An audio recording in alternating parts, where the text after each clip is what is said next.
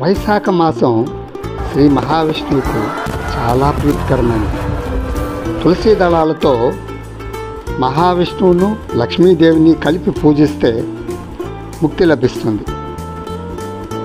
వేసవి తాపం అధికంగా ఉండే ఈ మాసంలో ఏకభుక్తం అంటే ఒక పూటే భోంచేయడం ఉత్తమం అనేది మన పెద్దలు చెప్పిన సాంప్రదాయం.